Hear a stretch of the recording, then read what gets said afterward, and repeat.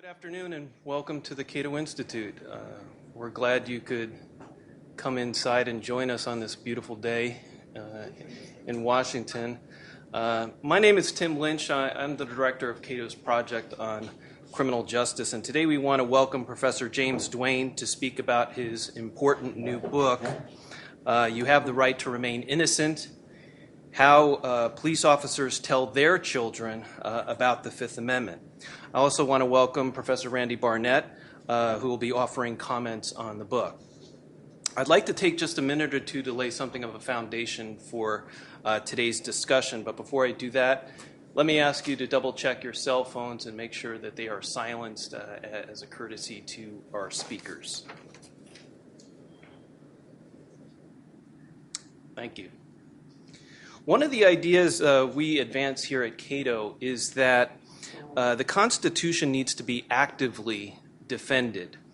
The Constitution is just words on paper if people do not make an effort to read it, to understand it, and then to defend it. So to get more people involved with the Constitution, some years ago we published these pocket constitutions, and we have distributed millions of copies of these pocket constitutions all around the United States and indeed around the world. And if you look over the Bill of Rights, you'll find that many of the provisions there deal with the criminal justice system. You'll see references to the jury trial, speedy trial, your right to confront witnesses, and other provisions. But by the time somebody is facing trial, they're already going to have an attorney who is kind of holding their hand and walking them through the system, giving them advice on what things that they should do and things that they shouldn't do. So today we're going to be talking about some provisions of the Bill of Rights that come into play well before trial. This is when you are alone with a police officer or a government regulator. The Fourth Amendment deals with searches and seizures. The Fifth Amendment deals with self-incrimination. And the Sixth Amendment deals with your right to an attorney. And the thing is government agents are trained in techniques to get citizens to waive these rights. And many people get into deep trouble, sometimes because they don't want to be perceived as being uncooperative with the authorities, but they're also not sure what to do and how to handle themselves under intense pressure. The police tell people all the time that things are going to go worse for you unless you cooperate and be cooperative with them and tell them the things that they want to know. There have been so many incidents in the past few years, incidents caught on tape where there's some minor encounter between a citizen and the police over something small like a traffic stop, and then things quickly escalate and spiral out of control, and there's a violent arrest or some other bad outcome. So I think this book is very timely. Another point I want to make is the spider web of rules and regulations has become so vast that almost everybody, whether they realize it or not, can get tripped up by criminal rules that they may not even be aware of. We're seeing this sometimes increasingly in our schools, where past behaviors that were commonly handled by teachers and principals, increasingly, it seems, the police are being brought in to handle behaviors in our schools. And it goes from school kids right up to CEOs, governors, and even our presidential contenders. If you just look at the news the past few weeks, we have aides to Governor Chris Christie in New Jersey that are now on trial in federal court over Bridgegate. And you know from the news that Hillary Clinton and her aides have been investigated by the FBI for mishandling classified information. So there's this web of rules out there that can trip up ordinary citizens and even powerful governors and other people in the business world. These are dangerous times because even when a totally innocent person prevails at trial and the jury says not guilty, chances are their savings and reputation, even though they've been found guilty, is shattered. To avoid this nightmare, Professor Duane has written a book with great practical advice. And one of the cool things about Professor Duane is he's the only law professor that I'm aware of that has the distinction of becoming a YouTube sensation. His 2008 lecture, Never Talk to the Police, has been viewed more than 20 million times, according to the publisher. And the thing is this is well-deserved attention. This isn't some silly thing that's, some of these viral videos. It's not a cat video. Yeah, it's not one of these cat or dog videos that goes viral. This is well-deserved attention. It's a terrific lecture that I've been recommending to people for years. So when I heard that Professor Duane had written a new book on how people can protect themselves from government overreaching, I quickly invited him to come here to Cato so we could help draw attention to his work, and I'm so glad that he accepted. The book is just out, but he has also already received glowing endorsements from many top legal academics from around the country. As far as his background, he has been teaching a variety of legal subjects, evidence, civil procedure, trial practice at the Regent Law School for more than 25 years, where he has received many awards for teaching excellence. So please welcome the author of You Have the Right to Remain Innocent, James Duane.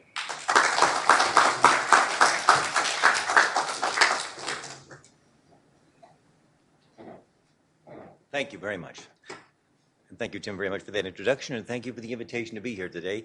I'm honored to be able to play my small part in promoting the work of the Cato Institute in defense of American civil and constitutional liberties, about which I am passionately concerned. And so please accept my apologies in advance if I seem to get a little worked up and passionate about this, because I am. Here's the book that he mentioned a moment ago, You Have the Right to Remain Innocent. As it says up there, it's also available in audio version if you'd like to have the thrill of hearing me read the book to you and to your children as you're getting ready for bed. Before I talk about the book, let me just make a couple of quick, brief introductory comments about myself. For the benefit of those of you who are thinking to yourself, well, who is this guy? Why should I listen to him? Why should I care about his opinion? That's a fair question. I'm nobody of any particular stature, but I know some important people. There's Justice Antonin Scalia and me, a picture of us taken together in his chambers, actually just a few months before his tragic and untimely demise. Just before we went out to lunch together, I'm a great admirer of that man. He was a legal giant. And here, for those of you on the left, is my friend Loretta Lynch, the U.S. Attorney General, and me, posing together at our recent college reunion. We were college and law school classmates, and I'm also a great fan of hers as well. I'm not sure, but I think I may be the only American who actually hugged Loretta and Nino both in the past year. But I need to give you a little trigger warning. For those of you who are fans of one or the other, I need to warn you right up front that before I'm done, I'm going to have some somewhat irreverent things to say about them both, or at least about the Obama administration and the era called the Justice Department, and Justice Scalia, and the conservative branch of the Supreme Court, and how it is that they have almost nothing in common except for one thing, that they don't understand the Fifth Amendment and they don't care deeply enough about its extraordinary value to you and me and to every other American citizen. As Tim mentioned a moment ago, I'm honored to be able to say that the book has attracted some great praise from Alex Kaczynski of the Ninth Circuit Court of Appeals and a half dozen other prominent individuals. You can read their glowing endorsements on the Amazon webpage. One of them, Professor Larry Tribe from Harvard Law School, was kind enough to write that this book's amazing but true stories of innocent people exonerated after decades of wrongful imprisonment, which they could have avoided if they had insisted on their fundamental right to avoid self-incrimination, are riveting reminders of the high price we pay as individuals and as a society when we fail to assert our constitutional rights. That's what the book is all about. Educating the American public so that you and they will all come to understand how critical it is that we understand and be unashamed and unapologetic, full-throated, publicly even, in our vigorous defense of our constitutional rights, not ashamed in the presence of the police who are trying to coerce you or manipulate you into thinking there was something underhanded about asserting your rights or standing up for your rights. Believe me, when the shoe is on the other foot and they find themselves on the other end of the table and they're told that they're being investigated by internal affairs, or when Lois Lerner is told that Congress wants to do some investigating into the certain improprieties apparently being committed by her office, she clams up in a heartbeat and takes the Fifth Amendment and then goes to collect her pension. Since this video went viral about 8 years ago, I have been deluged almost every day with hundreds, probably thousands of emails and letters from all kinds of people with all kinds of questions. I haven't got time to answer all of them today. We've also got some questions coming in live on Twitter, and I'll only be able to answer about 20 of them. But I will answer, for your benefit, about 20 of the most important questions that I've received or that many of you may be wondering about this book. Question number one that I've often asked, my motivation. Why did you write this book? Was it for the money? Is that why you're in it? Absolutely and emphatically not. In fact, shame on you for even supposing such a thing. Anybody who knows the truth of the matter, you'll be embarrassed when you find out the truth. Under the terms of my royalty arrangement with Amazon Publishing, which I actually have no obligation to make public, but under the terms of my unusual royalty arrangement with Amazon Publishing, I will not receive one dime in revenue or income or money of any kind after we have sold the first 500 million copies. After that point in time, every dime that would have gone to me instead will be shunted directly into a charitable, not-for-profit personal foundation called the Duane Family Foundation that was set up for my benefit by the same attorneys and accountants who are working for the Clinton Foundation, and every bit of that money will be ostensibly earmarked for the public benefit after the first 90% is spent on opulent travel and trips for me and my family around the world. And let me also underscore on a more serious note, I did not write this book, and I have not made this cause my apparent life's project for the benefit of making money for criminal defense attorneys. On YouTube, there have been thousands of things written about me, various comments. I don't have time to read them all, I'm happy to say. Probably good for my benefit that I don't. Most of them are very much in agreement. Very few of them are actually critical or express any kind of disagreement. But far and away, the number one most common criticism that I do get when I do get blowback is from people who say dismissively, well, of course, he'll say you need to ask for a lawyer. He's a lawyer himself. Well, in all seriousness, these people have no idea how far they are from the mark. Because this book and the promotion of the theme behind this book is by no means to make more money for criminal defense attorneys. Quite the opposite. If this book can somehow be placed in the hands of every young person in America, I can absolutely and unconditionally guarantee you that the number of criminal defense attorneys will have too many cases to handle will suddenly and dramatically decline. There will be much less work for criminal defense attorneys, including myself, to handle if we can get people at the front end to wise up and to smarten up and to keep their mouths shut. So why did I write the book? In all seriousness, I'll tell you why. My motivation is twofold. Number one, because this country is convicting far too many innocent people for crimes that they did not commit. It ought to be a national scandal. It ought to be a national disgrace. It seems almost once a week you pick up the paper and you read about some poor schlep, more often than not a member of a racial minority who's let out of prison because 20 years after he was sentenced to a life term, we find DNA evidence that now rather belatedly confirms apparently, whoops, we got the wrong guy. We give this guy our apologies, we pat him on the back, we give him a small check, and then we forget all about him. And then we turn our attention back to Brangelina or some other exciting thing in the news. No, we got to call a national timeout. And we got to ask, what in the world, what in God's name are we doing? How is it that on our watch so many innocent people are being convicted? How many? We don't even know for sure. We all know about the extraordinary work being done by the Innocence Project, which has already worked laboriously to secure the release of over 340 innocent men and women convicted of horrible crimes, some of them at death row, before they were ultimately released and proved to be innocent. That program is also, by the way, run by a former classmate of mine, Maddie DeLong. Hi, Maddie. I admire greatly the work that they're doing at the Innocence Project. I yield to nobody in my admiration for the work they do, but it is a national scandal that they should be doing this work at all. I'm trying to do my part to supplement her efforts at the front end by trying to see to it that fewer people get convicted for crimes that they did not commit. And I guarantee you that if enough young people read this book, there is no question that we will start convicting immediately fewer innocent people. We will have fewer false convictions. How many? Nobody can say for sure. But even if there's only a few, then all the work that I did on this book will have been time well spent. And the other thing, my other related motivation, is to bring to an end once and for all the absolutely obscene and hypocritical double standard, the discrepancy, the grotesque discrepancy between what police officers tell your children and tell you every day, all night, all over the country, and what they go home and privately tell their own children. I'm not trying to impugn their honesty or their integrity as a general matter, as I emphatically emphasize in the book. It's nothing personal. I'm not trying to suggest that police officers, by and large, are less honorable or honest than your average individual on the street. They're just doing what they've been trained to do ever since they started on the job. At the police academy from day one, they're given sophisticated training in elaborate methods of deception and trickery and dishonesty in ways that are designed to get guilty and innocent people both to talk and to make admissions, damaging admissions that can be used to help convict them, in some cases of crimes that they didn't even commit. And then when they get on the job and they start using these tactics, they get nothing but ratification, support, confirmation, and corroboration from the courts that are routinely giving them a nice, well done, attaboy, good job, you did it again. We'll allow this confession to be used even though you told this guy the most unspeakable lies. Well done, officer, now you get back to work and keep on doing it. And yet when these same officers go at home at night, how do they sleep with themselves? I'll tell you how they sleep. They go at home. They get home, and they open the door, and they say to the wife, hey, where are the kids? Where are the twins? And the kids come running into the room, and they grab the kids in their arms, and they say, come here, Jennifer, Joel. And with tears running down their face, the police officers say to the kids, promise me for the love of God that as long as you live, you will never let any police officer do to you what I do to other people's kids all day long. And it sounds like a joke, but it really is an accurate paraphrase of the reality. I've been all over the country talking to thousands of young people in the past 5 years about this subject. Everywhere I go, without exception, I ask every audience, anybody here have a mom or a dad who's a police officer or a prosecutor? There's always one or two. I ask them every time, what do your parents tell you about the Fifth Amendment? Every time, no exception. 100% of them say, they said the same thing. They told me when I was a young kid, very young, don't ever talk to the police. Don't ever agree to talk to them. If the police say, can I ask you a couple of questions? You say no. That's why the subtitle of this book is What Police Officers Tell Their Own Children About the Fifth Amendment. Next question. The most common question I get in email, I get this one all the time. What about traffic stops? Is it okay if I talk to a police officer during the course of a routine traffic stop?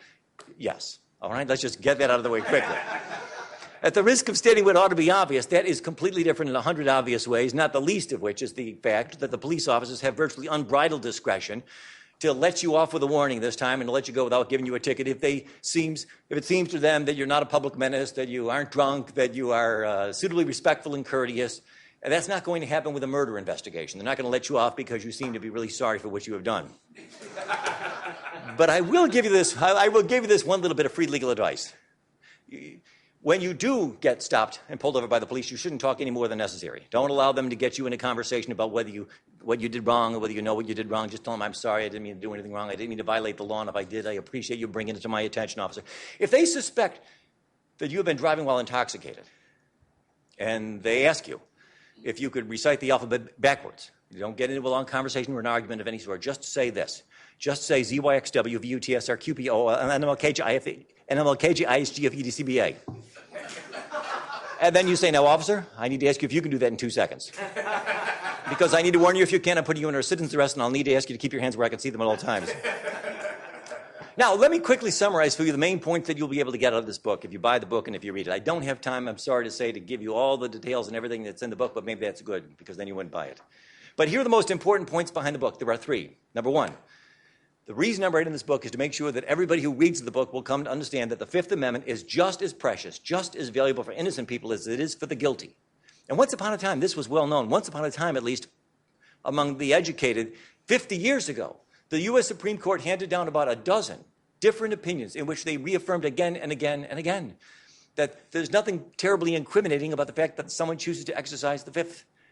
That innocent people, perhaps even more than the guilty, have ample reason, numerous reasons to assert the Fifth Amendment. And therefore, no particularly probative inferences either way can be drawn from the fact that somebody chose to remain silent. To those who understand how the system really works, the fact that somebody chose not to talk to the police is no more reliable evidence of guilt than the fact that, and he also asked for breakfast every morning while he was in custody, just like all the guilty people do. Yeah, sure they do, but so do the innocent.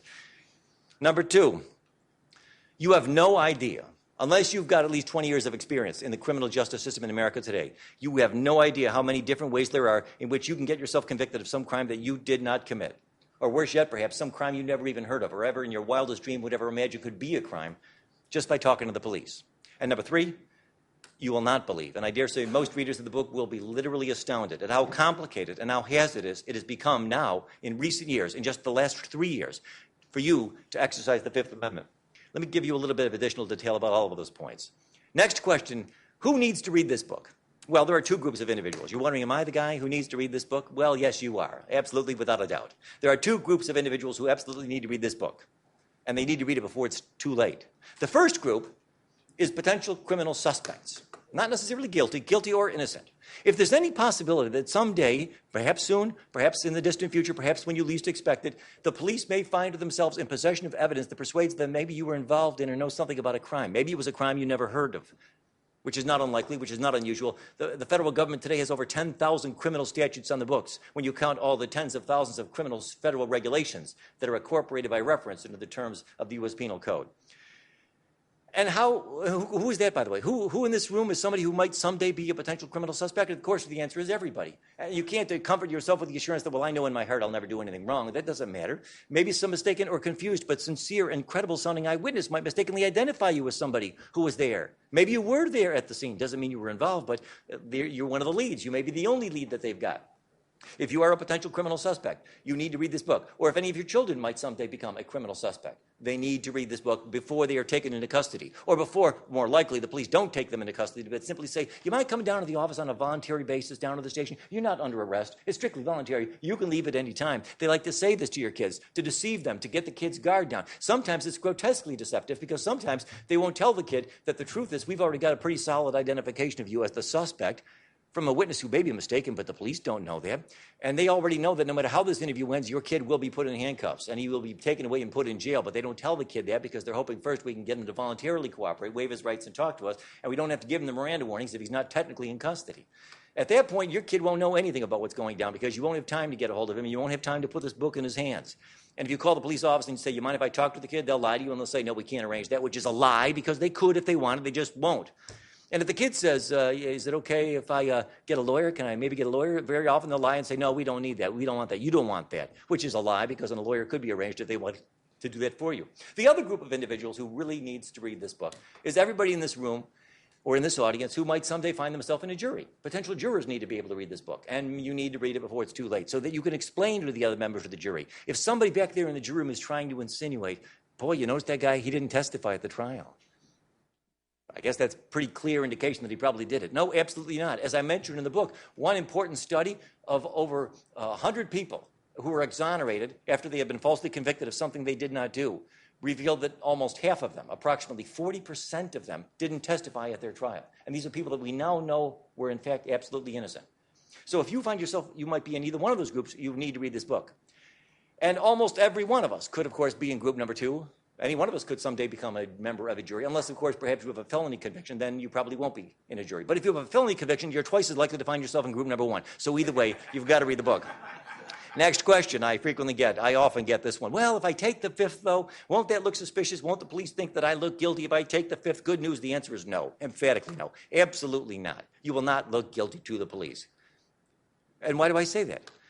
Because the police know from years of experience that, truth be told, most suspects probably are guilty, and most guilty criminals are not that smart. Some of them are stupid, and most stupid people waive the right to remain silent. Okay, so if you want to look like a guilty person, you want to open your mouth and start talking. Talk, if need be, for 8, 10, 12 hours. That's what guilty people usually do. You see, it's absolutely false to suppose that there's two groups of people out there. There's the guilty ones who keep quiet, and the smart ones, the innocent ones who talk. That's what most laymen mistakenly suppose, but that's not true, and the police know that it's not true. No, the reality is there's two groups of individuals out there. There are those who are sophisticated enough to understand how the American criminal justice system works. This includes, by the way, every defense attorney, every prosecutor, every police officer, every judge, and all of their children and nieces and nephews. Those people never talk to the police, period. And then there's this other group that waives the right to remain silent and does talk. And that group includes a lot of guilty people and a lot of innocent people. But all they have in common is that they don't know how the system works. But although the police won't think you look guilty, they will pretend that they think that because they know that's how you think. And they will pretend that they believe themselves to help trick you into talking with them, as Tim said a few minutes ago. A common tactic, a very common tactic that is used by the police is to start insinuating things. Oh, you want to take the 5th? You want a lawyer? Why? What do you got to hide? Why would an innocent person want to exercise the right to remain silent? The next time a cop tells you that, you just hand him a copy of this book and don't say another word. Say, read the book and you'll understand. He won't need to read the book. He already understands. He's lying to you, but that's what they do. What about the jury? What about the jurors? If the jurors learn that you told the police that you would not answer their questions, will they think you look sort of guilty? Will they think that may be evidence of guilt? Well, I need to be honest with you. Yes, they probably will. Tragically, sadly, unfortunately, yes. You don't have to take my word for it. More than 50 years ago, the Supreme Court of the United States of America said that too many people, even those who ought to know better, too often assume that the invocation of the Fifth Amendment privilege is tantamount to a confession of guilt. And it's still true to this day. Indeed, as I'll show you in a few minutes, that's even tragically now become a description of a majority of the justices on our U.S. Supreme Court. Unless, luckily for you, one of the members of the jury has read this book and can explain to the others, no, it's not what you think. There are lots of innocent people out there who take the 5th all the time, including 100% of the police and 100% of their kids. Until recently, that was not even an issue. The famous viral video that Mr. Lynch mentioned a moment ago, which has been seen over 10 million times, I've got to find some way to get that offline, because when I made that talk 8 years ago, there was no need for me to get into the details, as this book does, about how you do and how you don't want to assert the 5th or exercise the 5th Amendment privilege. It wasn't really a thing. It wasn't an issue. Up until 5 years ago, just about 100% of all the criminal defense attorneys in the country regularly told their clients, listen, here's what you say. It's printed on the back of my business card. On the advice of counsel, I respectfully decline to answer on the grounds that it may incriminate me. It seemed like harmless fun. It didn't really matter how you said it or what you said, because the universal consensus up until a few years ago was the jury would never find out that you said anything at all. In the Miranda decision, almost exactly 50 years ago today, the U.S. Supreme Court took it as evident, self-evident, that of course you can't use it against the defendant that he chose to assert his right to remain silent, or even that he stood mute in the face of police interrogation, because that was not logical or legal or constitutional. But oh my goodness, how far we have come, as I'll explain in just a few minutes. As I will explain to you, and as the book explains in much greater detail, unfortunately, in just the last several years, the exercise of the Fifth Amendment has now become a veritable minefield that must be very, very carefully navigated. The good news is it's not hard to do. The bad news is I don't have time to tell you how to do it. You'll have to get the book. And help me finance the operations of the Duane Family Foundation. Here's some of the key points that you will learn in this book when you get the chance to pick it up. I will share with you in the book the astounding and dishonest tricks and tactics that our police officers use all over the country, all day, every day, and all night too, to deceive you and your family and your young people into thinking it is in your best interests to talk. You'll be amazed at some of the examples, many examples in here, of incredible deceptions and falsehoods that were told by police officers, criminal suspects, to get them to waive their right to remain silent. Telling them things such as, oh, you're not really a suspect. You're one of ours. You're on our side. We're going to use you as a prosecution witness, Johnny, against the other kids. You're on our team. This is off the record. We won't use it against you. We won't tell anybody about it. We're not recording this. We know you're not a murderer. We know you're not guilty of any crime. We know you didn't do it. We know you weren't there. You can easily understand how after 5, 6, 7 hours, if need be, of unrelenting interrogation, assurances like these could easily break down the will of even an innocent exasperated suspect that are thinking, well, if it's off the record and they say they're not going to prosecute me, what have I got to lose? Apparently, I got to tell them whatever they want me to say, if that's what I got to do to get out of here.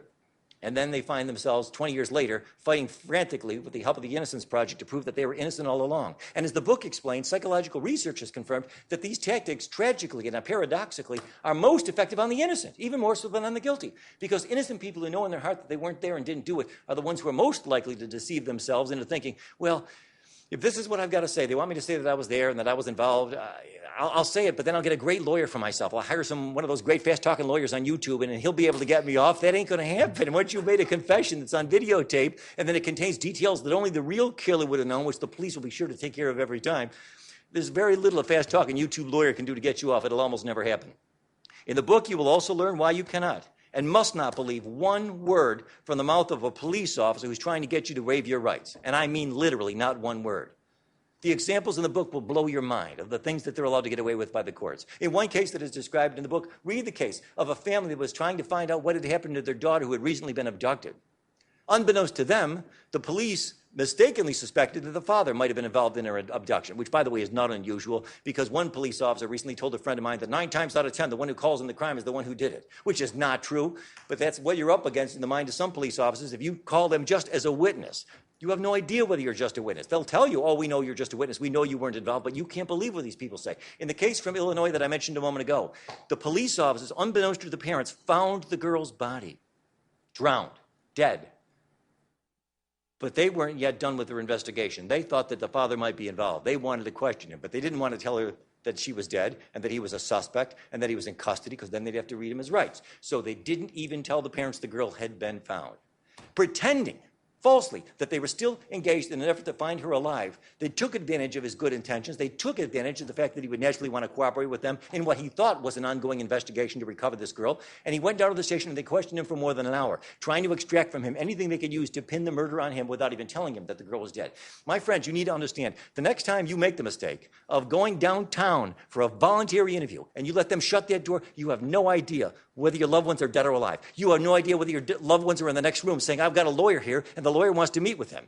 And I've hired a lawyer, and the lawyer's right here too. The police will say, sorry, he hasn't asked for a lawyer yet, so we're not obligated to put the two of them together. And no, we don't have to tell your kid that there's a lawyer out here that you've hired to represent him. You have no idea what's going on outside that door. But the good news is nobody who reads this book will ever go through that door again because you've gone to the other side of the looking glass if you make that horrible mistake. You will also learn in this book the incredibly dishonest things that our judicial system routinely says to excuse the dishonesty on the part of the police. You'll read about cases in this book where police officers said the most grotesquely sort of deceptive and disingenuous things to the criminal suspects, saying, oh, we know you're not a murderer. If you didn't premeditate this, if it was an impulsive, sudden thing, that's no big deal. That was a promise that was given to somebody in Illinois, a young man who was then prosecuted for murder and sentenced to prison for 45 years after he was told by the police, oh, that's not a big deal. And the court said, oh, we don't see how that could be construed as a promise of leniency, which is ridiculous and preposterous and painfully false. And the court knew that it was, but that's what they had to say to affirm the conviction, and that's what they said. You can't trust the courts to protect your rights and to defend your rights. You've got to stand up for yourself. You've got to stand up for your own rights, and you've got to know what they are. Another key point that you'll get out of the book. In the book, you'll read the reading test, or if you've got the audio version, the listening test that everybody fails. In this book, I've got a short paragraph of facts that you'll be asked to read, and then a short list of questions, only 4, that you'll be asked to answer about the very short set of facts that you were just given. I've used this same test on over 1,000 people around the country in the past 5 years, and everybody gets it wrong. Everybody. 99.9%. And you will too. believe it or not. And then you will see how I go on to explain how it is that this fact about human nature, the fact that our memories kind of trick us sometimes into thinking that we've read something or heard something, the truth is we really didn't read or didn't really hear, can and regularly is used by police officers to get people convicted, many innocent people as well, because we're so often wrong about what we think we heard. You see, the problem is, during the course of the interrogation, after you've been there with them for hours, 3, 4, 5, maybe 6 hours, relentlessly employing them one more time, they'll try to get you to talk again and again, to keep you in there. They'll pretend to be open-minded. They'll pretend to be undecided, even though they're nothing of the sort. Well, I'm not sure. I'm still kind of confused. Let's take it one more time from the top. And after hours of this process, it's not unnatural and it's not unusual for somebody to slip up and to inadvertently reveal that apparently he or she assumes something that, truth be told, the cops didn't even tell you. And heaven help you if that detail actually happens to coincide with the facts of the case, because then you've just incriminated yourself. One study described in the book talks about how an examination of 40 different wrongful confessions given by people who later turned out to be innocent, all of them convicted, almost every single one of them allegedly contained some detail that only the real killer would have known. How in the world does that happen? It does happen, and it will happen to you virtually every chance if you give the police the opportunity. You'll also learn from the book, one of the most important points of all, that your common sense and your intuition are useless to you when you are trying to decide whether you should talk to the police. And while you must not listen to those countless skeptics and cynics out there online who are constantly trying to dismiss my video and dismiss my book and dismiss my work by suggesting, well, he's kind of exaggerating. The situation's actually a little more nuanced than that. We can't say never because there's this interesting counterexample. These people drive me nuts. So many people out there, intellectual lightweights on the internet, plenty of them, who amuse themselves endlessly, boasting to all the world, oh, look at this imaginative counterexample I've come up with. What about this case, Professor? What if you're hanging from a cliff and and you're about to fall to your death and somebody walks by and it's the police officer? Can you talk to him? You know, these people are the biggest part of the problem. What they don't see, what they don't understand, and what they're always trying to constantly suggest is, oh, I can come up with an interesting counterexample of that. You don't think I can do that? I mean, any rule that you can think of. There are lots of wonderful, excellent rules of thumb we teach our children. Don't drive at night over 80 miles an hour with your headlights off. That's a very good rule of thumb with virtually no exceptions. Don't jump into a shark tank when they're eating is a real good bit of advice. Oh, Professor, but what if there's a raging fire right behind you and the shark... What if driving 80 miles a night is the only way to get away from a raging wildfire that is coming upon the vehicle at the rate of 75 miles from the back? You know what? Right, that's great. You're so clever. Yes, you're so clever. But I defy you to find an example out there in the real world of anybody who ever got themselves out of a great deal of trouble because they talked to the police and shared information that really couldn't wait a couple of hours. It couldn't really wait a couple of days. Oh, yeah, we can make up examples like that. What are the odds? Maybe 1 in a million. I guarantee you, next time you find yourself in a situation where your intuition and your common sense tell you, okay, you're good to go. This is risk-free. You go ahead and talk. You go for it, girlfriend. Don't listen to that lying voice, because that lying voice is ignorant, doesn't understand what you're up against. The odds that you'll be able to talk your way out of a criminal conviction that you could not have avoided by waiting are 1 in a billion. And the odds are incomparably greater that you will unwittingly talk yourself into a jail cell, perhaps for the rest of your life. Let me prove it to you. Let me give you just a couple of quick examples, all from the book. Let me see how reliable your intuition and your common sense are. Michael Morton, we all know this fella. He served more than 20 years in a Texas prison of a life sentence for a murder that he didn't commit. He was an innocent man, we now know, because of DNA and other evidence. He tried to help the police find out who murdered his wife one day while he was gone to work one morning. Went away to work. While he was gone, somebody broke into the house and killed his wife. During the course of their investigation, as is typical, the police quickly came to suspect him because they had no other suspects and they want to have the psychological comfort that comes with closing the case. And they interrogated him for hours, asking all kinds of questions that common sense confirms could not possibly have been calculated to try to lead to the real killer. Among other things, they asked him, well, let's retrace the last couple of days. Where did you and your wife have dinner the night before? Well, he told them. He told them where and when his wife went out for dinner the night before somebody else broke into the house and murdered him. Now, if you were sitting there in his situation, and you were in that position, and you were trying to help the police solve this murder of your wife, ask yourself for a minute, do you think there's any way if I tell them the truth, if I know that I'm innocent and I tell them the truth about where and when my wife had dinner the night before, how in the world could that be used to help frame me and potentially convict me of a murder that I know I didn't commit? So be honest with you. Ask yourself. Raise your hand if you say, I honestly don't see how that could be used to help convict me. Yeah, look at all those hands. Good for you. I appreciate your honesty. And the rest of you are lying. What are you, police officers? No, the truth is that fact that he did give them the truth, and that information was used to help convict him of her murder. And as I say, he spent 20 years in prison. How did he do it? No time to tell you, but read the book and you'll find out. Here's another one. Glenn Ford. He was convicted of murder in Louisiana more than 30 years ago. He spent more than 30 years on death row before he was released just last year, after DNA and other evidence proved that apparently, whoops, sorry, we got the wrong guy once again. How was he convicted? Well, he tried to help the police find out who had murdered a shopkeeper in his town. While he was there, they asked him, do you mind telling us where and when you were at a certain time? This guy, because he knew he was innocent, and by the way, we all now know that he was innocent, he made the mistake of thinking, well, I guess I might as well tell them, because he thought, well, luckily for me, fortunately for me, I've got an airtight alibi. I've got a couple of friends who can verify that I was with them in another part of town that same day, that same time. How many of you would be tempted to say, okay, I might as well go ahead and share that information with the police? This is risk-free. This can only help. This can't possibly hurt. You're wrong. You're all wrong. You see, you can't rely on your intuition. In fact, read the book. You'll see how he gave them accurate and truthful information about where he was at the time of the crime, and they were able to use that information to help convict him of the murder that he did not commit. Here's another one, a real case. A criminal suspect was told by the police that he had been identified by the victim in a lineup. All he said at that point was, then she is mistaken. 4 words, she's mistaken. That's all he said. He denied it. He asserted his innocence. Can those 4 words possibly used to convict him of a crime that he didn't commit? Yeah, it was used, and it can be used. Here's another one. Suppose an innocent man is told by the police that he's a suspect in a crime. But the truth is, he wasn't even in that part of the town at night. He was 50 miles away. He can't prove it. He's got no alibi witnesses who can confirm it. But he tells them truthfully, no, I wasn't in that vicinity. I was 50 miles away. Could that information, assuming it's true, be used to possibly implicate him in the commission of the crime? Truth be told, most of you, if pressed, would have to say, I can't see how it could be, which only proves my point. You're wrong. It can be. And people have been convicted because they gave information like that to the police. One last thing I want to share with you about the book. As I said, the book teaches you the surprising number of ways in which our exercise of the Fifth Amendment has now become a veritable minefield. This was not true until 5 years ago. It has become extremely perilous. The book explains what you need to say and what you must not say when you are trying to assert your rights. You will see how easy it is today under the current law where a clumsy or a careless or a casual or an imprecise invocation of the Fifth Amendment can in fact be used against you in a court of law as if it were an admission of guilt. You can also learn how a careless invocation of your Fifth Amendment privilege can also lead you to the prosecution for the separate offense of lying to the police, which is a separate crime. And the last thing you want to do when you're trying to avoid being prosecuted for murder is to end up putting yourself in a position where you can get prosecuted for the crime of lying to the police when actually you shouldn't have said a word at all.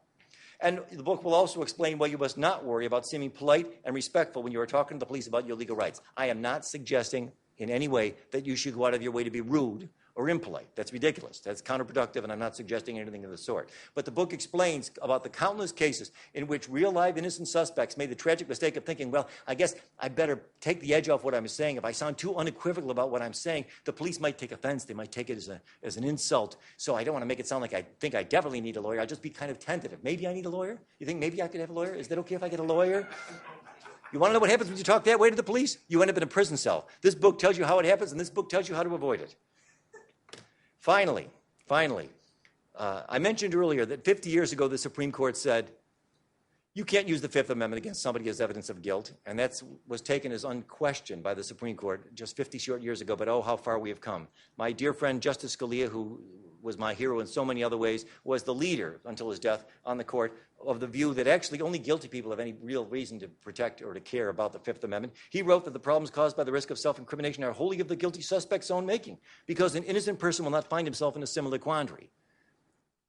It's a tragedy that he didn't live to read the book. He would have seen how painfully wrong he was about that.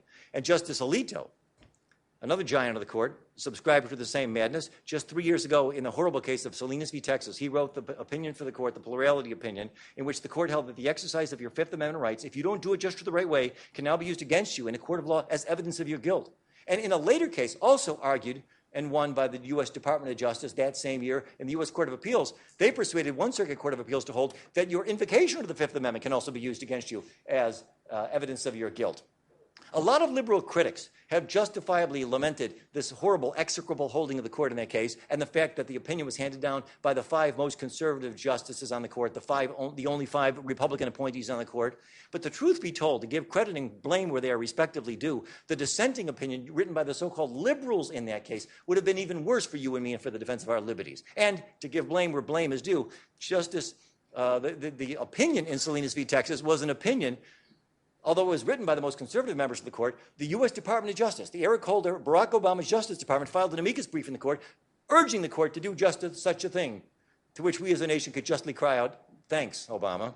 What is wrong with the Supreme Court? The final question that I'll ask and share with you, well, I can give you the answer. Scalia himself answered that question. Shortly before his death, he wrote, truthfully, we federal judges live in a world apart from the vast majority of Americans. After work, we retire to homes in placid suburbia or to high-rise co-ops with guards at the door. They're out of touch, and it's not their fault. They don't have any idea what peril the rest of us face in any ordinary routine encounter with the police. Justice Sotomayor, just this year, speaking at Brooklyn Law School, correctly complained that there are no criminal defense lawyers on the court right now. In the name of diversity, we worry so much about getting people on the court who are different gender or a different race. And yet we've got 9 people on the court. At the time of Scalia's death, we had 9 people on the court, none of whom had ever done any significant criminal defense work at all. None of whom had ever been arrested or charged or prosecuted with a crime. None of whom probably ever had met an innocent person who was ever prosecuted or convicted of a crime. We had 9 people at the time on the court, almost all of whom had spent virtually all of their entire professional adult lives working for the government. And most of them, several of them at least, working as U.S. attorneys. That's the problem. We need real diversity on the court. We need somebody who cares passionately about the defense of American constitutional and civil liberties, which, of course, leads naturally to my last question. I see one's coming in right now from Twitter. Will you please agree to serve on the Supreme Court? Yes, I will. I am here today for the first time in American history. This is the first time a candidate has ever announced his candidacy for a position in the U.S. Supreme Court on the internet. If you know or have any contact with Donald Trump, I want you to send an email to him on Twitter, say, Dear President Trump, and we'll use hashtag Justice Duane. That's how we'll do this. You let him know that you support my candidacy. If you believe that somebody like me ought to be put on the Supreme Court, you let Hillary Clinton or Donald Trump know that's how you feel. I'm wearing your tie, as you can see. If you don't know Donald Trump, but you know how to get a hold of Kevin Bacon, let him know, because he, I understand, is not too disconnected from Donald Trump. He can get in touch with virtually anybody, I'm told. Thank you very much for the opportunity to speak with you.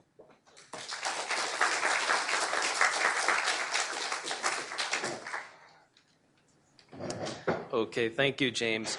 Our guest commentator today is well qualified to discuss Professor Duane's book. He teaches constitutional law at Georgetown and directs the Georgetown Center for the Constitution. He also has much experience with the criminal justice system because before he started his academic career, he worked as a prosecutor with the Cook County State's Attorney's Office in Chicago, where he tried many felony cases and worked with police to build those cases. So he's very familiar with the system. We hosted a book forum for him for his latest title just a few months ago. His new book is titled Our Republican Constitution, Securing the Liberty and Sovereignty of We the People, published by HarperCollins. Would you please welcome Professor Randy Barnett?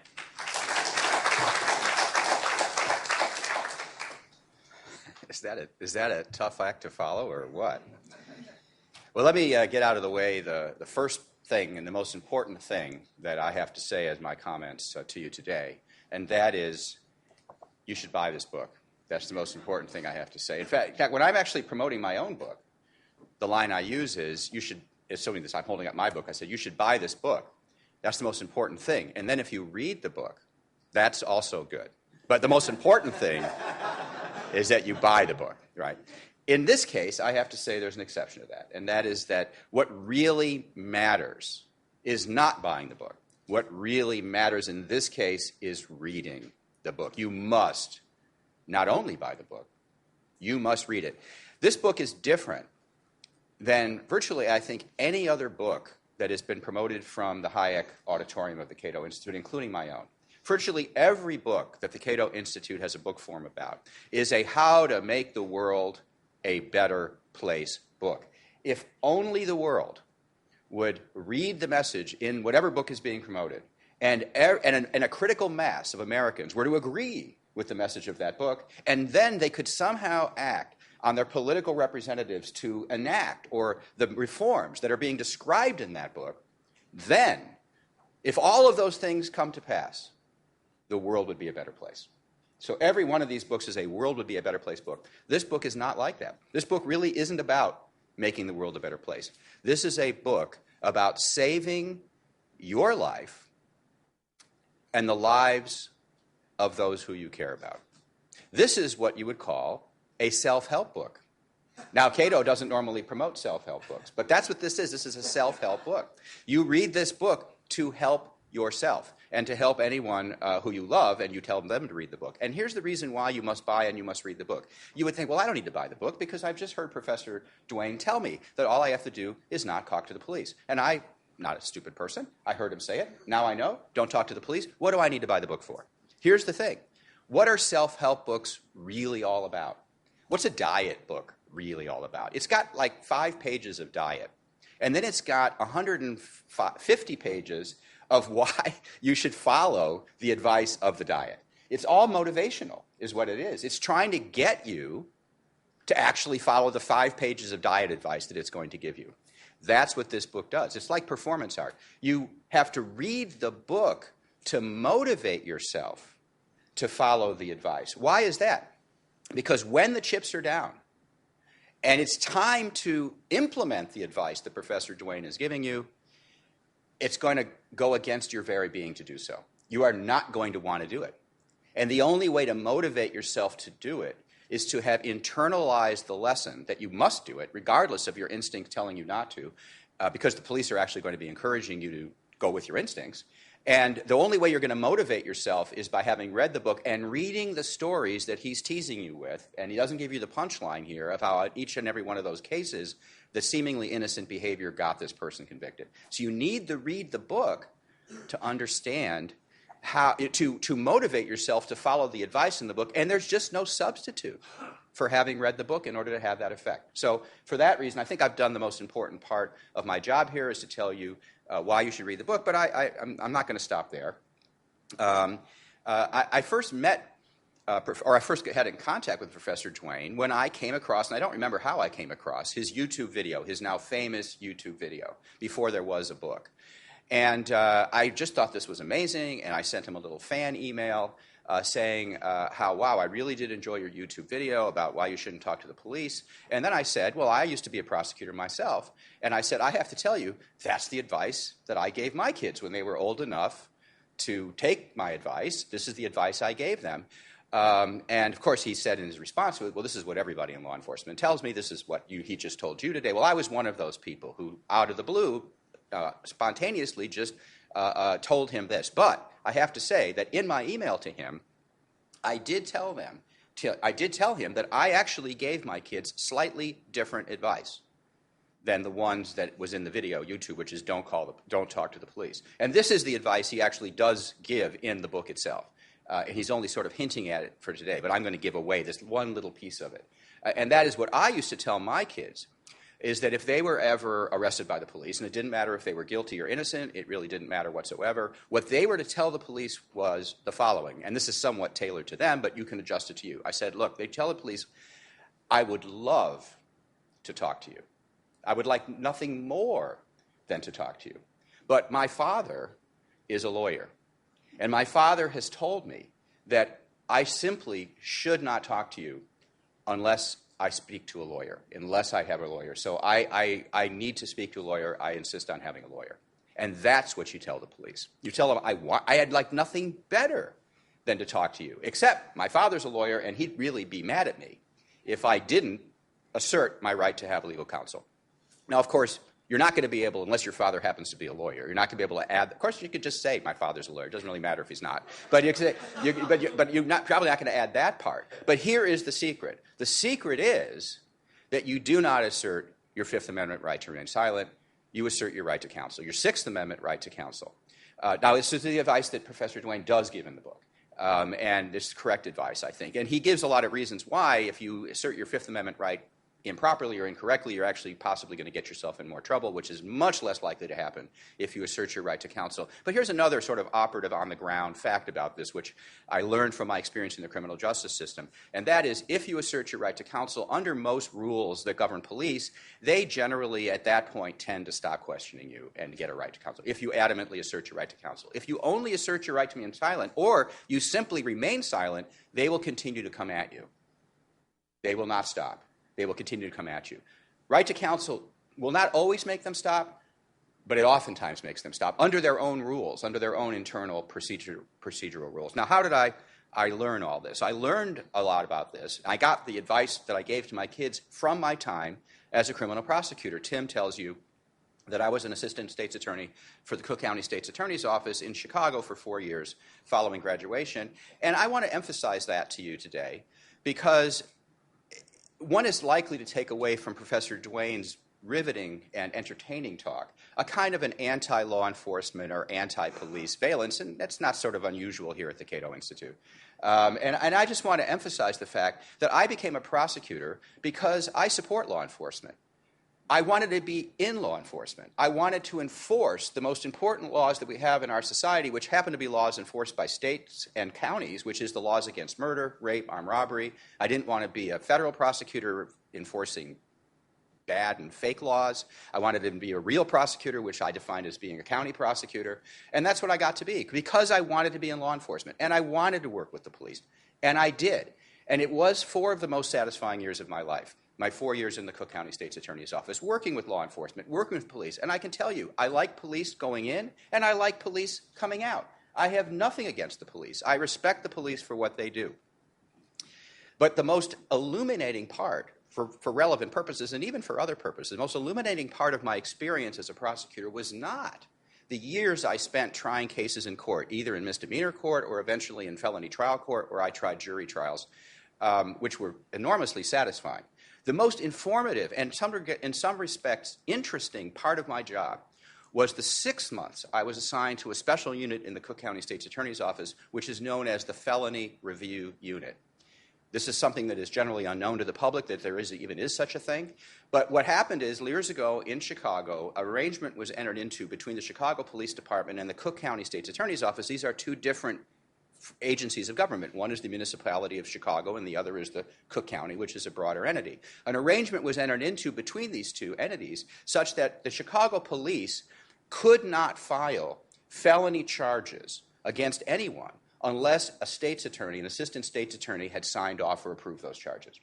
It was actually a great improvement in criminal justice in Chicago, and this is one of the systems. But that required the creation of a 24/7 full-time unit of prosecutors who would be available to go to police stations and evaluate cases on a moment's notice 24/7. And so this was an all-day job. It was a 12-hour night shift or a 12-hour day shift. We had our own offices. We had our own squad cars.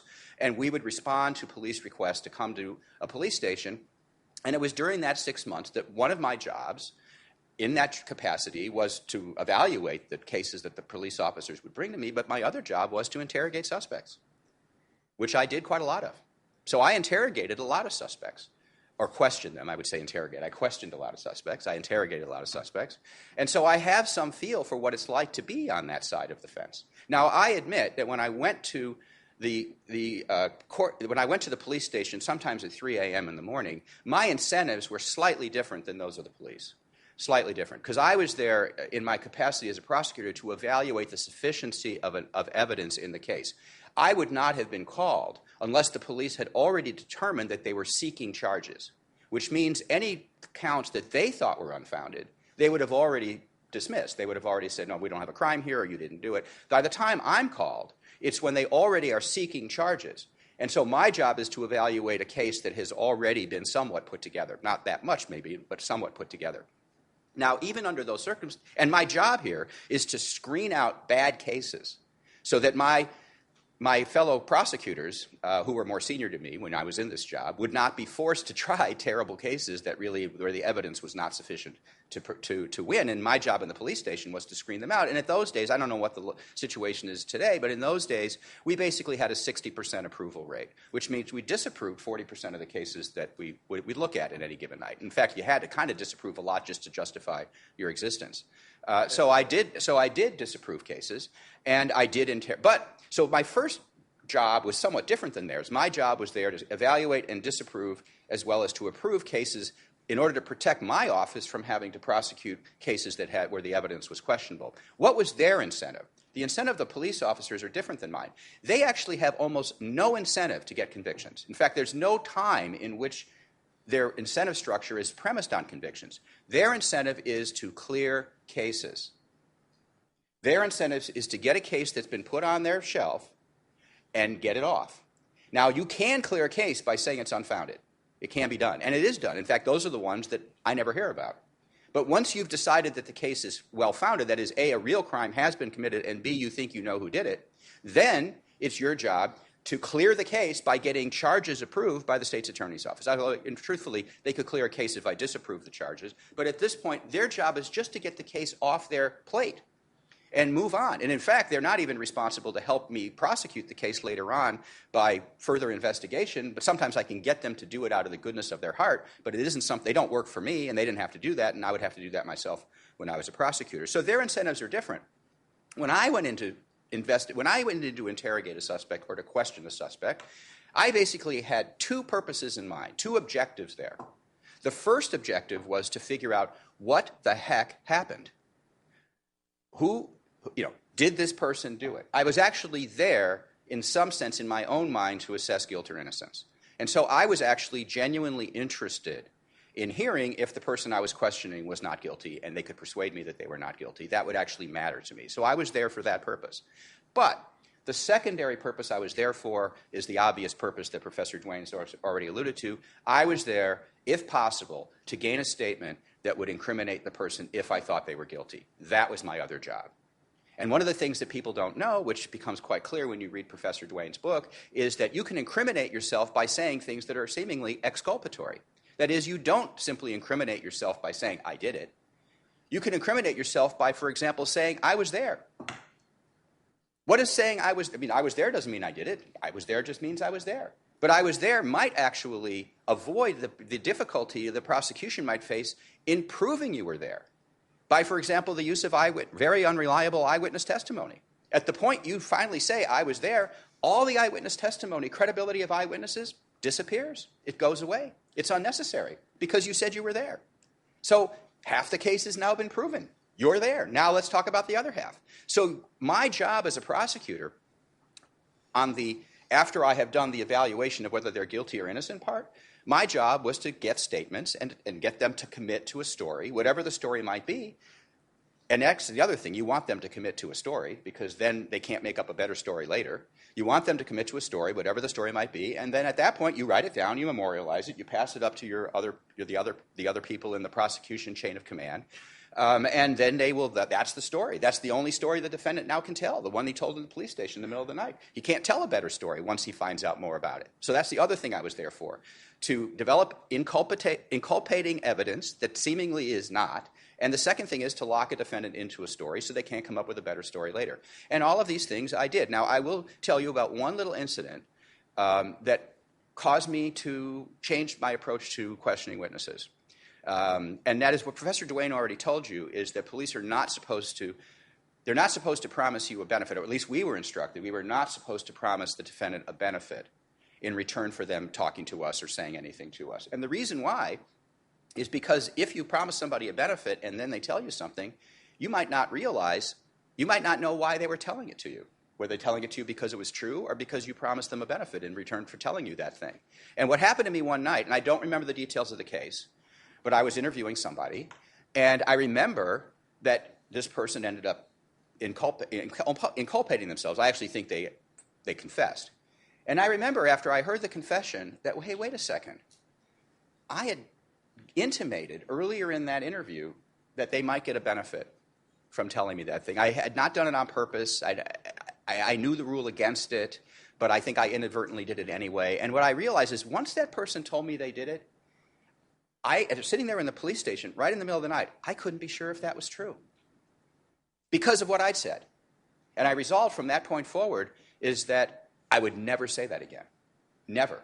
Because I wanted to know. I wanted to prove to my own satisfaction whether the person was guilty. And if I got a confession because after I told them they would get a benefit, I couldn't know if the confession was true or not. And so I resolved not to do that again. But as Professor Duane says in his book, and as he already told you here, the police usually operate under no such scruples. They have many benefits that they can properly talk to you about, and which they will. Okay, so I'm happily done. So I can do this in 2 minutes. So this is what I'm trying to explain to you is that police officers and law enforcement officers, such as myself, are going to act the way we act and the way I acted, generally speaking, for good motives. It's because we want to see the guilty punished and we want to see the innocent let go. Police officers really most police officers, the overwhelming number of police officers, do not want to see innocent people charged with crimes.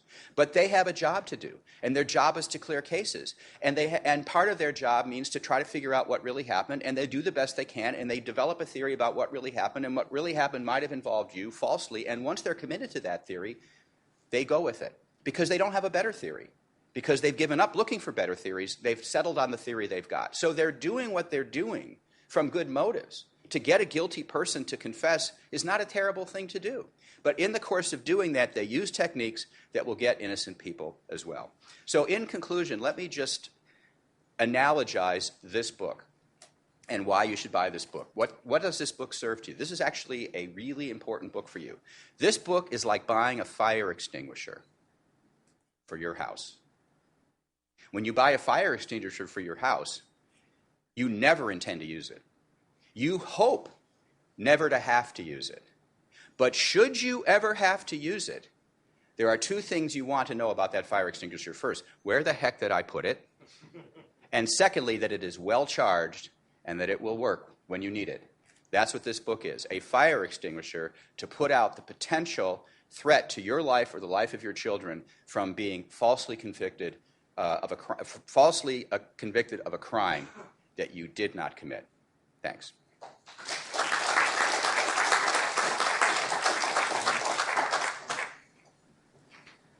Okay, thank you. We're going to now take your questions. I have a couple of requests. First of all, when I call on you, wait for the microphone to arrive so that everybody can hear your question. Please identify yourself and any affiliation that you might have, and please keep your questions brief so that we can get to as many people as possible. Yes, sir. Here comes the microphone.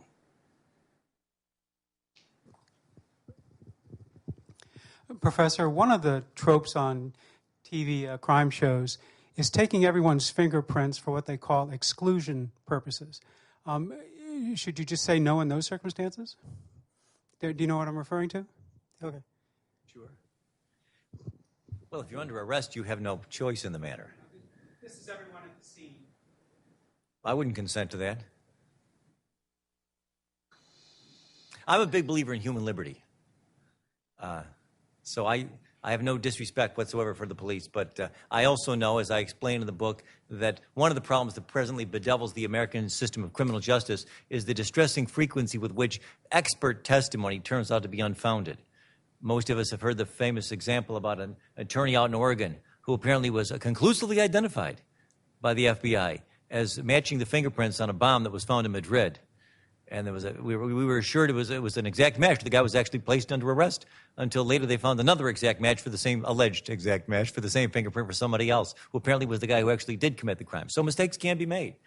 If you know that you're innocent and you give the police any kind of information of a forensic nature, hair samples, finger samples, fingerprint samples, voice samples, you're running the risk. You're rolling the dice and taking the terrible chance that some incompetent so-called expert is going to come back and say, yes, in my opinion, it's a match.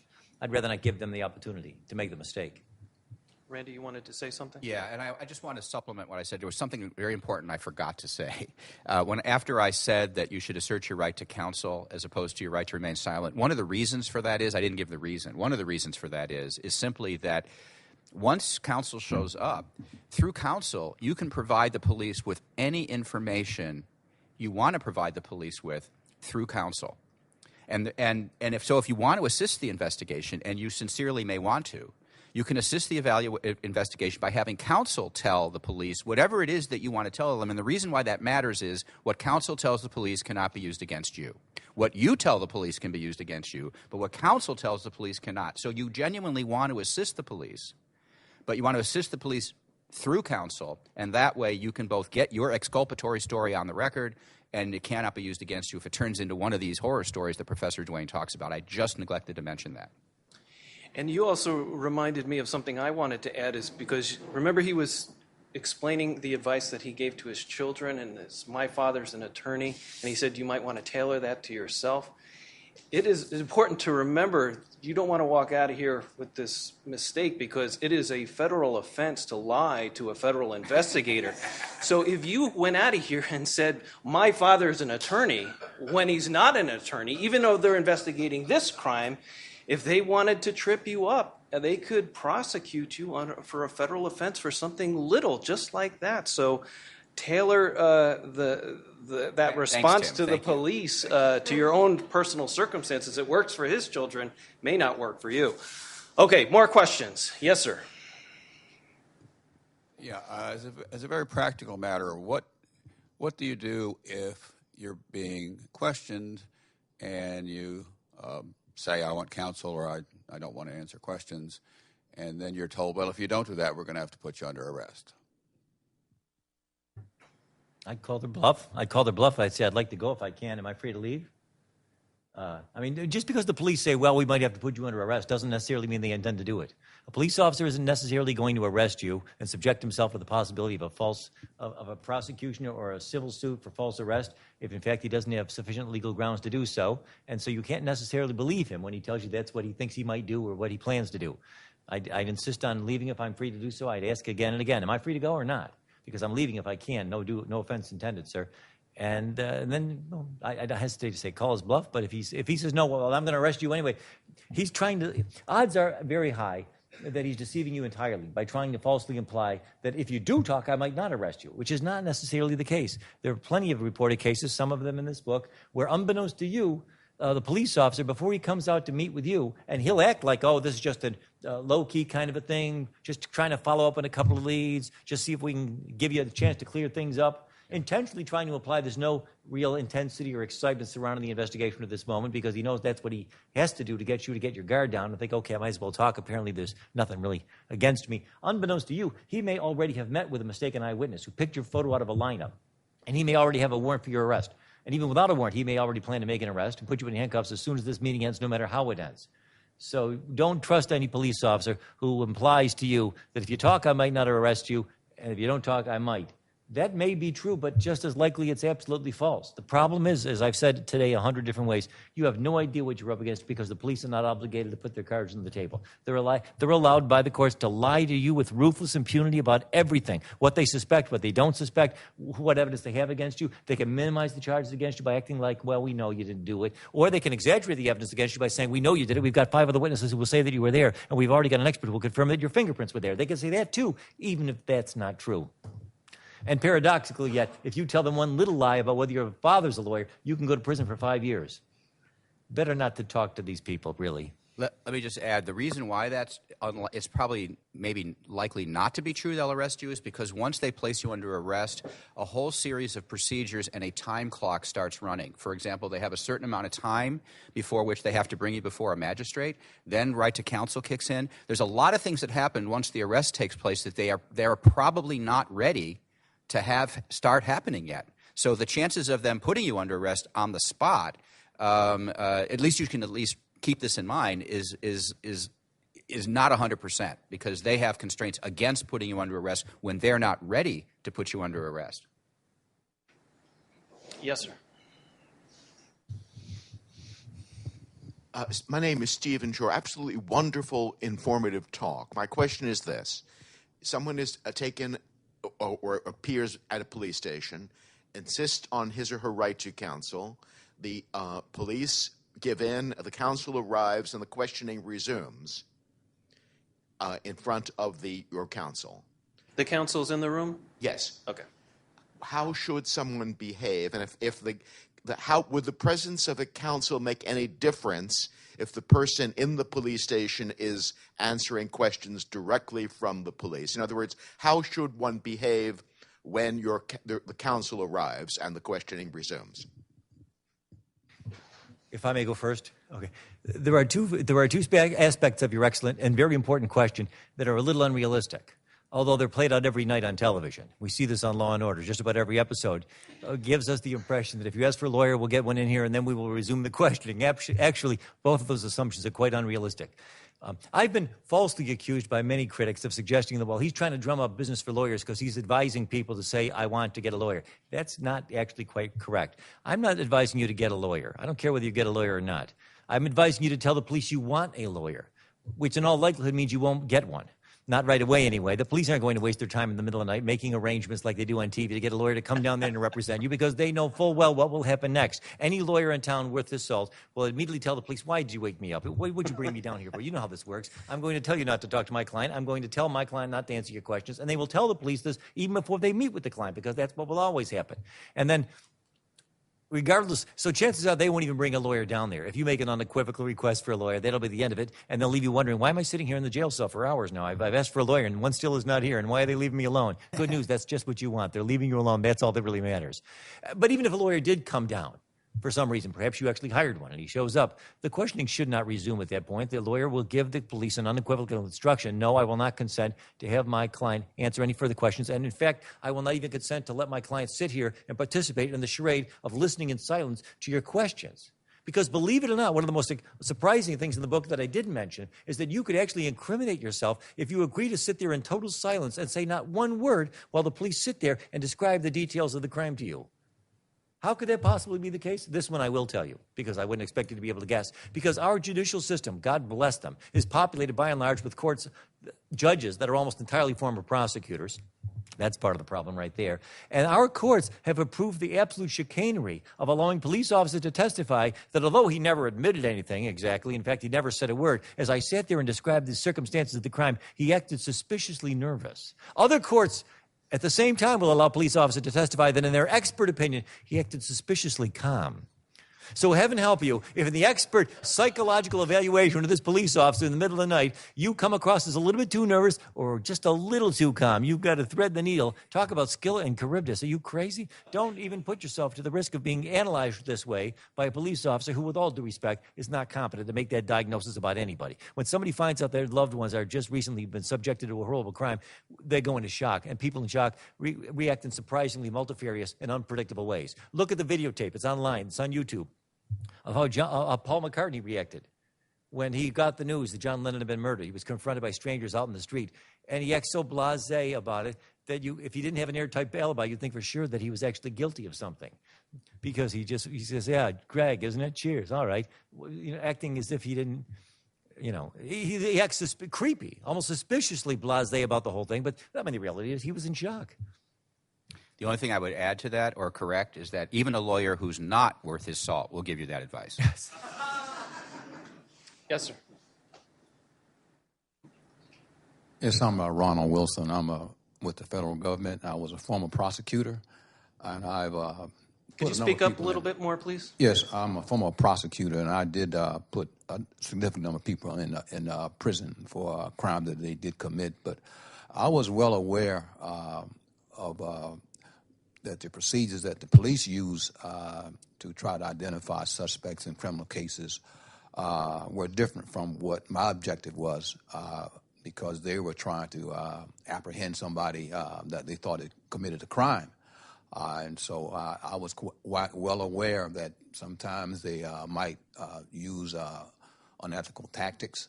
So I always made sure that I would look at a lot of the evidence, the police reports. I would check the backgrounds of these police officers, and I would thoroughly review these cases just to make sure that we had the right person before I went to court, and before not only the suspect, but also when the police got on the stand to extract the proper evidence, and so that the jury could make a sound decision as to the guilt and innocence of this person, and that those who were not guilty, that were falsely accused, were exonerated.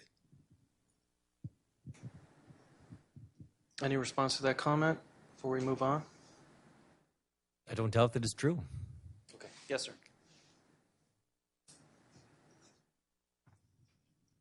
Well, let me just say one thing.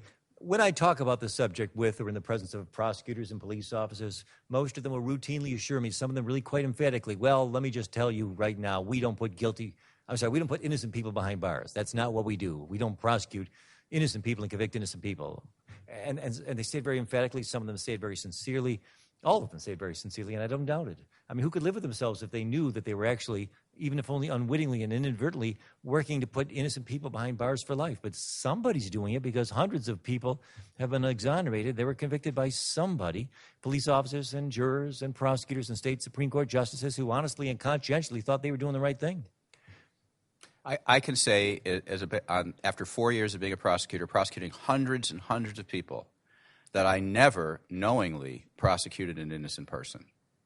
But I must have prosecuted innocent people, given the fact that the system can't possibly be perfect. And supposing only 1% of the people charged are innocent, 1% would be a failure rate that would be above anything you'd expect from any government process whatsoever, that it's going to be 99% reliable. Supposing that's true, and I did prosecute hundreds and hundreds of people, or I was responsible, I participated in their prosecution, that means if 1% of the people that I prosecuted are innocent, then I prosecuted an innocent person. The thing is, I didn't know it because all I could go by was the evidence I had before me.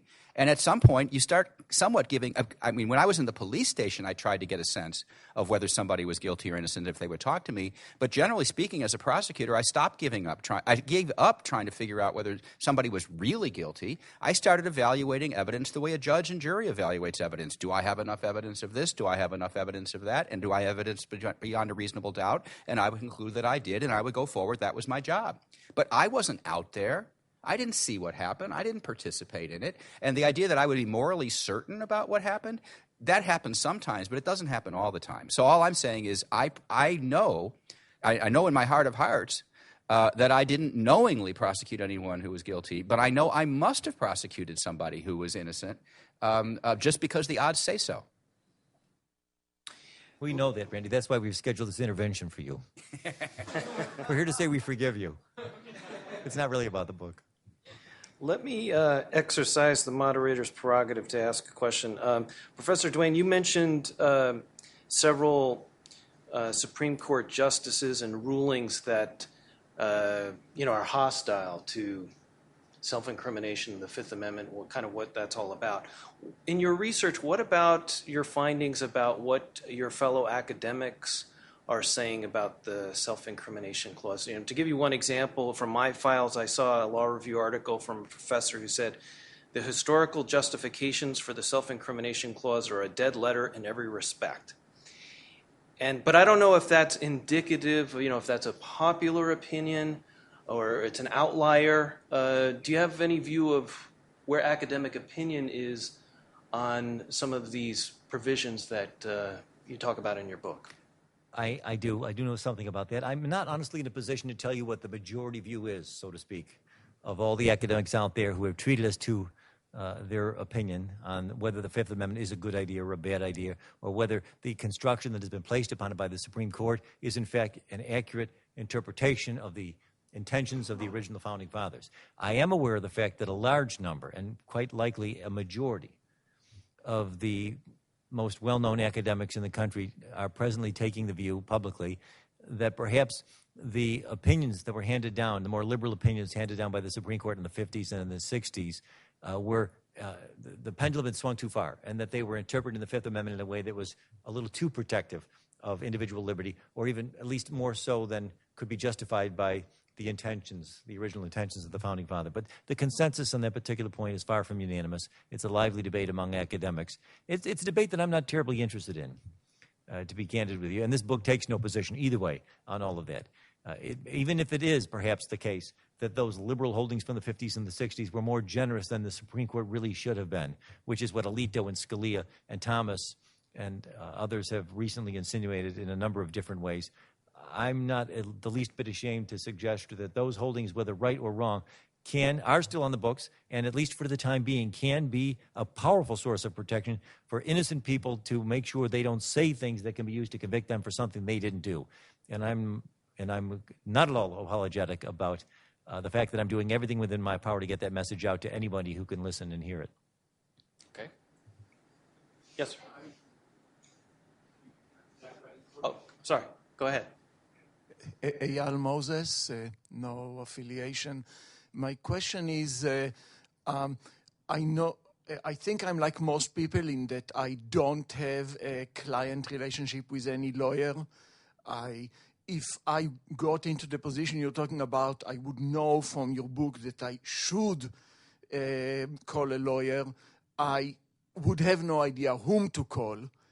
And unfortunately, I know from sad experience of at least 2 friends of mine, you can go to prison for a long time because of being screwed by an apathetic or incompetent lawyer. So my question is, what advice would you have for, I think, most people in that situation who have no idea what lawyer to call?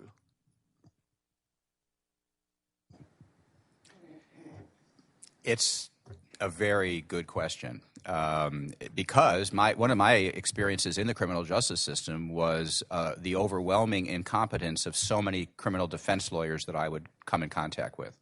There were some incompetent prosecutors, but I thought the incompetence on the defense bar far exceeded any incompetence on our side, and they were, in fact, hurting people. But let me just so the best advice I can ever give anybody if they get into trouble is I can try to refer them to somebody who I think is good, and then I would have to know who that person was before I could make that referral, and you can't know that. So it's a really difficult question. And lawyers who are bad lawyers are very skillful at portraying good lawyers. They wear nice clothes, they drive nice cars, they can sell themselves as a lawyer even if they can't try their way out of a paper bag. And so that is a real problem. But really, for purposes of this program, and I think Professor Duane already mentioned that, the key here is that you should assert your right to counsel. Not that you will then get a counsel, because you won't get a counsel. Not that they will then hand you a cell phone and say, okay, we'll call your lawyer, have him come down here and see me. They're not going to do that either. By asserting your right to counsel, that's what's most likely to terminate the interrogation. And then you are less likely to be convicted as a result of that. And then the secondary question is, what do you do after that if you are charged? And we could probably have to have a separate program about that. A couple years ago, there was a TV show called Chicago PD, a nationally syndicated Law and Order kind of TV show, a spinoff from Law and Order. And there was an episode that a number of my students told me about afterwards where a criminal suspect was being questioned by the police down at the station house in a voluntary exchange. And he said to them, don't you people get the internet here at the police station? And they looked at him quizzically and said, what are you talking about? He said, there's a very excellent video on YouTube by a law professor who makes a very convincing case called Don't Talk to the Cops. He cited me as the reason why he was not going to talk to them. I was quite a rush. In our line of work, it's so unusual to be cited by anybody, to be cited by a fictional character on national TV. So you could do that. You could tell the police that you're represented by that man on YouTube. And if all goes according to plan, and it's in the summertime when the Supreme Court is in recess, you can tell the police you want to hire that new justice that President Trump just put on the Supreme Court, that young guy they just added to the Supreme Court, because I will be taking criminal defense cases in the summer when the court is in recess. Okay. We have time for one more question. Yes, sir. Hi, my name's Robbie Suave. I write for Reason Magazine. We'll be happy to review your book, possibly. I write about school issues mostly. I recently covered something. It was a school, it was a sexting case. This underage girl sent inappropriate pictures to a bunch of the boys in the school. And of course, the school has a police officer. So then the police officer starts talking to the kids. He says, well, can I look at your cell phone? I just want to delete these pictures from your phone. Some weeks later, one of these kids is being charged with like sexual exploitation of a minor and could face like 40 years in prison. What advice would you get? But kids don't know that they probably shouldn't talk to the police officer in their school, right? They just think, well, you should talk to your principal, you should talk to your teacher. Is there different incentives, or does the rule work differently for kids who are dealing with police officers in schools? My advice would not be any different, no. In fact, as I've said a couple of times today, and as I say again and again in the book, the evidence confirms that people who are most likely to confess or to give incriminating statements that can later be used to lead to a false conviction of something they didn't do are much more likely to be youths and adolescents than to be adults. They're more easily manipulated, more easily deceived, more likely to be confused about what they're really up against.